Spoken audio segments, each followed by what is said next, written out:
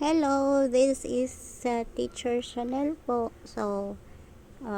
Today, I will teach you guys kung paano sagutan ang it's either the pie graph or the bar graph. So, ito po, ang tawag po dito ay bar graph, no? Kasi pag pie graph po, yun yung pabilog. Okay? So, dito po, kung ikaw po ay magti-take ng exam, EPS topic exam, ikaw po ay EPS aspirant, yung gustong magtrabaho sa Korea at pumasa sa exam, no? So, kung gusto mag-work sa Korea, kailangan mo na ipasa sa exam.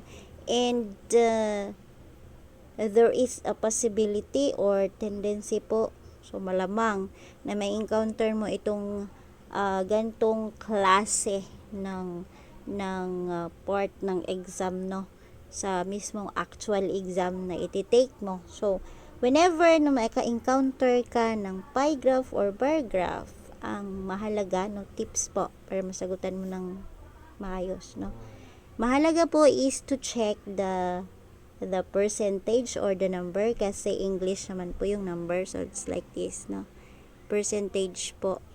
Okay, ganito lang gagawin mo. So, tingnan mo muna tingnan mo muna yung instruction. So, hanapin mo tong manunggot. No? So, ibig sabihin ng manunggot is sakto, tama. Insakto or tama. So, gagawin mo, tingnan mo yung graph ng maigi. The name na nasa ilalim or gilid or kung saan pa man, saan mo makikita yung name. So, the name, yun yung titingnan mo.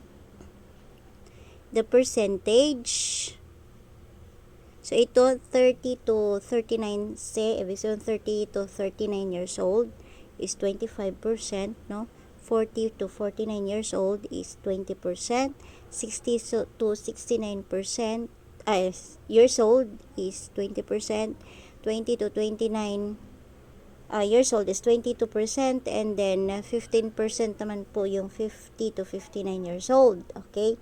So, titingnan mo guys, pag na-analyze mo na maigi yung graph, no? Yung details po sa graph, yung percentage at saka yung name, even though hindi mo na maintindihan kung ano ibig sabihin yung naka-indicate dyan sa graph, basta naiintindihan mo yung percentage. So, ang gagawin mo pagdating sa choices, na titingnan mo lang na maigi itong first part and then the last part. Okay? First, last part, first, and then ito, first, and then ito. Okay, so yun ang pong titingnan ninyo, ha? So, pero dapat guys, alam po ninyo kung ano ang meaning ng kajang mantas or kajang mansumida, tubonchi, sibonchi, chulban, okay? And then, the particle po ng Buddha, ibig sabihin po pag si Buddha yung ginamit na particle, ibig sabihin kino-compare po, comparing two things, no? So nagko-compare. Okay? So dapat po alam ninyo yung yung kajang manta or kajang mansumida. Ibig sabihin ng kajang mansumida pinakamarami, kajang choksumida or chokki, ibig sabihin chokki po, chokki. Yan. Or choksumida, ibig sabihin po pinakakunti, ha? Ayan.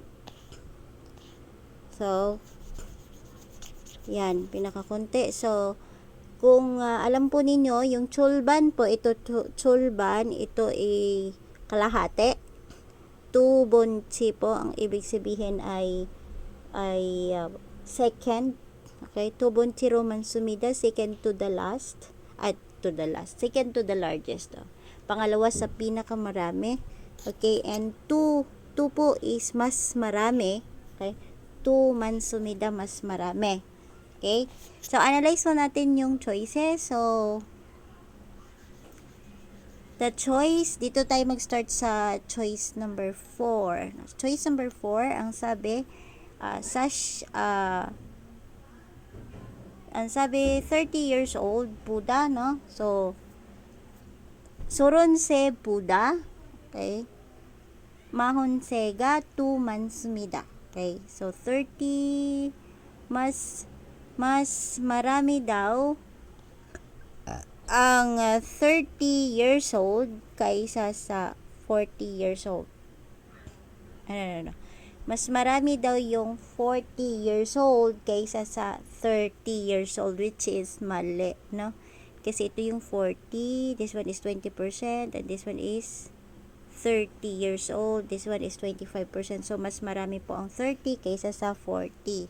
So, mali ito kasi ang sabi, mas marami daw yung 40 years old kaysa sa 30. Okay? So, number 3 po, ang 50 daw ay second to the largest. 50 years old ay second to the largest.